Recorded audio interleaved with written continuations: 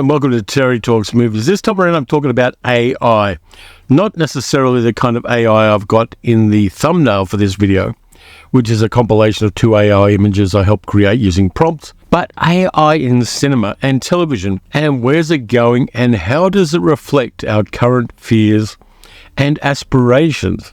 So let's get started. AI has been around in cinema for almost 100 years now. Metropolis has AI. The robot Maria is an AI, pretty messed up one, and a sexy one as well, which is a trope that's continued into the modern day as well. There was a 1934 German film called Master of the World, which has weaponized war robots, which are self-guiding, so it's a form of AI there. Of course, you've got Robbie the Robot as well, and you have Tobor the Great and the Colossus of New York. So there have been a lot of AIs in movies, and a lot of them have been embodied AIs. They've been inside robot bodies, or at least android bodies, as in the case of Blade Runner in 1982. You've got AI in 2001, the Steven Spielberg Pinocchio reiteration, which was based on some notes by Stanley Kubrick, but still has the kind of mawkish sentimentality that a lot of Spielberg films have underlying them. You got Demon Seed from 1977, where a kind of restless AI, voiced by Robert Vaughn,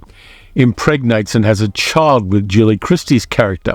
I've talked about that in an early video. Around 10 years ago, you had a spate of embodied AI movies. Ex Machina for 2014, Alex Garland's movie with Alicia Vikander, Oscar Isaac, and Domhnall Gleeson, which has got an interesting approach to AI and the kind of billionaire bros who are likely to manifest it in female physical form. You got Her from 2013 by Spike Jonze, where Joaquin Phoenix falls in love with an app on his phone, voiced by Scarlett Johansson. And there have been a bunch of others. There are a few movies that I've found for this list while I was putting it together that I haven't seen and that I really want to see.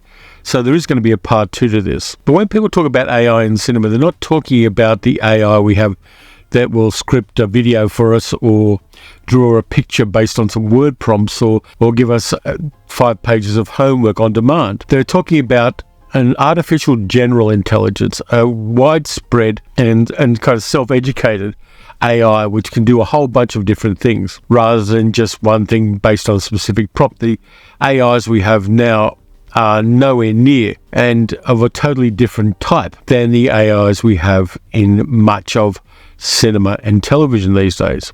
Westworld, both the 1973 movie and the series, address a lot of these issues, and the series is well versed in current understandings of AI, but it's leaking out a little more into the mainstream as we get closer to a form of AI and a very specific AIs like ChatGPT or Leonardo.ai, which I used to do the thumbnail for this video.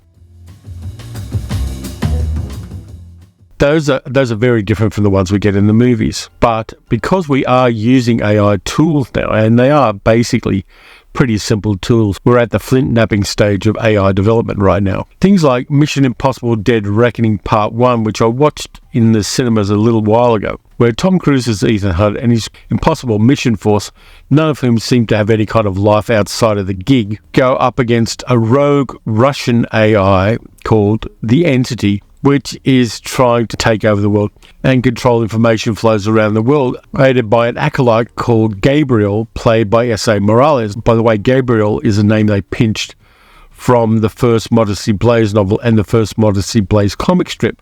But the threat of AI there is very much a high-level one, and it's kind of the fate of the world's at stake, and only a little man who can run fast can save us. It's a kind of interesting but very unnuanced version of AI that we get in that. And it's set in that framework of a action spy movie context. Now, there have been a couple of others that have done that as well. The really unsuccessful Guy Ritchie movie, Operation Fortune Ruse de Guerre, which came out a year or so ago, has AI as a bit of a MacGuffin in it. And AI has been used as MacGuffins a number of ways and a number of times. But yeah, AI is here to stay as a part of the toolkit of filmmaking plotting. Now, leaving aside AI characters being generated and AI scripts being written and AI direction and animatics taking over from real actors, which I think we're still a fair way away from, but is rightly one of the concerns that the striking writers and actors have in America at the moment. Leaving all of that aside, nuanced AI discussions in narrative form don't happen that often. I mean, yes, Ex Machina did it to a certain extent, and the hints were there that the AI, which eventually escapes, spoiler, is in no way an intelligence parallel to or like a human intelligence as a genuinely alien intelligence. Apart from exceptions like that, there are some pretty prosaic approaches to portraying and describing AI in cinema. But there's one I found this week which is kind of interesting and a lot of fun. Is it okay if I proxy? Sorry, she'll speak to me through here, and then I'll just repeat whatever she says. Not she. It. And it's a TV series on Peacock called Mrs. Davis, which has some really interesting things to say about AI, and more importantly, the way human beings think of AI in 2023. Now, Mrs. Davis is a short series. It's 8 episodes. Each of them runs less than an hour. And it was created by Damon Lindelof and Tara Hernandez. Lindelof gave us very successful TV series that jumped the shark eventually, things like Lost. He worked on Crossing Jordan. He worked on Watchmen in 2019, which I think was a very underrated TV series. He gives us a series which is very unpredictable, very funny as well, and crosses several genres in a really interesting way. It stars Betty Gilpin as Sister Simone, who is a nun who is battling an AI which is kind of taking over the world. The AI in America is known as Mrs. Davis, but in other countries it's known as other things. In England it's known as Mum, in Italy it's known as Madonna, and in Spain it's known as Mama. So there's basically a little bit of kind of maternal fixation in all of these people who use this AI. Simone has a very interesting backstory. Her parents were stage magicians, and she was the shill in the audience for this stage magician act. Her mother and father separated, and her mother moved on to start a security intelligence company. And Simone, having left her quite checkered early life, and her ex-boyfriend Wiley, played by Jake McDormand. So she's moved to a convent near Reno, Nevada, where the nuns make strawberry jam and sell the jam to keep the nunnery going. The Mother Superior is played by Margot Martindale, who is one of the great character actresses of American TV and cinema at the moment. And she gives us a really interesting character there. Now, I'm not normally a nun guy in movies. For the most part, I find nuns creepy, but this one is the exception. Not only is Simona a very complex and nuanced character, the Mother Superior is as well. Wiley is. There's another character called Jay, played by Andy McQueen. And I'm not going to do a spoiler on who he is because it's a very interesting blending of genres, this one. Simone, she actually cuts a deal with Mrs. Davis, which is very unusual. She agrees to fulfill a quest for Mrs. Davis. And if she is successful in this, then the prize she wins is that Mrs. Davis will turn herself off and no longer manipulate, control, and influence the human beings who have downloaded the Mrs. Davis app. And there are approximately 4 billion of them in the world. Now, one of the other things is there are a whole bunch of different secret organizations in this story. There are the Sisters of the Coin, who protect a certain artifact and maintain it and keep it secret from the world, and yet they have to reveal it to the world in subtle ways at various times. There's an anti-AI group led by Wiley, the ex-boyfriend of Simone before she became a nun, who are trying to destroy the AI. And they're mostly gym bros, and they've got a really problematic and horrible character called JQ, played by Chris Diamantopoulos, who's one of those Canadian actors who thinks he can do an Australian accent, and he can't. No one calls Facebook dog. And every time that guy talks, I cringe, and a lot of Australians will as well. It's a weakness in an otherwise really interesting series. Now, I'm trying to tell you about this, but not give away too many spoilers, because there are twists and turns in this plot. One of which involves a whale, another one which involves a man who was lost on a desert island for 10 years with his cat, and there are some really off-the-wall crazy characters, including Simone's father, played by David Arquette, who's a stage magician who is good at the magic, but he's not very good at engineering the various tricks of the magic act. That's left to Celeste's wife, played by Elizabeth Marvel. And there are at least 3 or 4 mysteries in this series, some of which are technological, a couple of which are kind of crime mysteries, and one of which is a theological mystery. And it all comes together really well.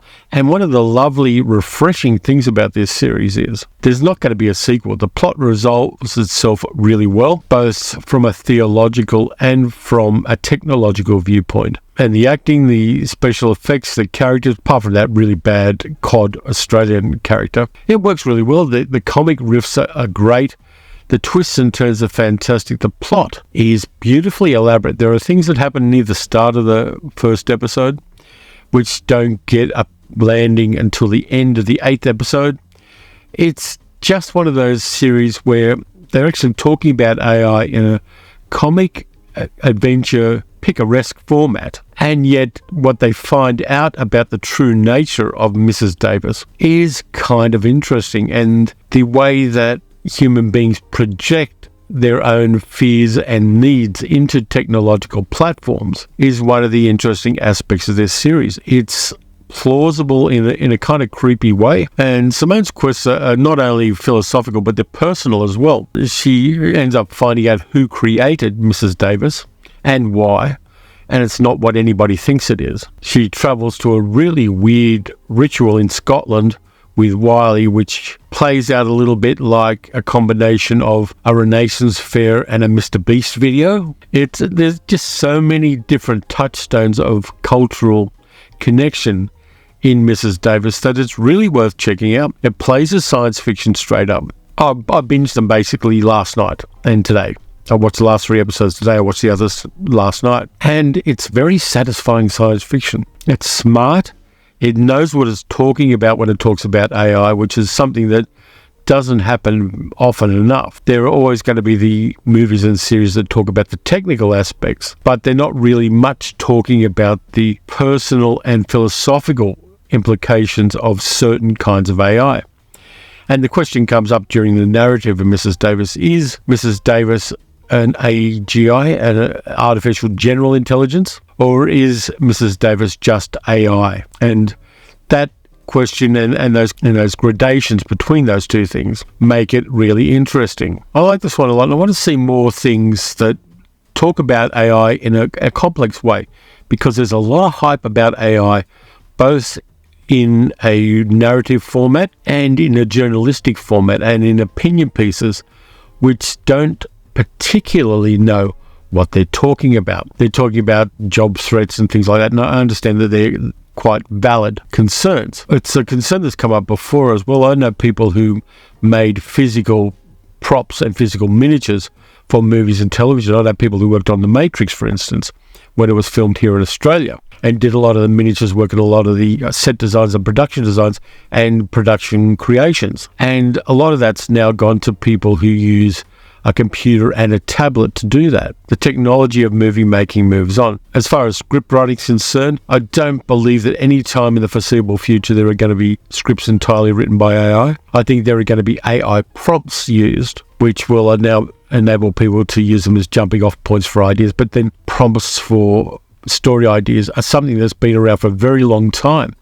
There have been word salad, script prompting, 3-word script prompts, and 3-word plot prompts available for the last 20 years online. And as far as the graphics are concerned, yeah, they're doing some incredibly elaborate graphics. And you don't have to be an artist to make graphics. In fact, I made the graphics that appear in this video by using AI prompts, selecting and refining and tuning them, so they gave me the pictures that I wanted to have in this video.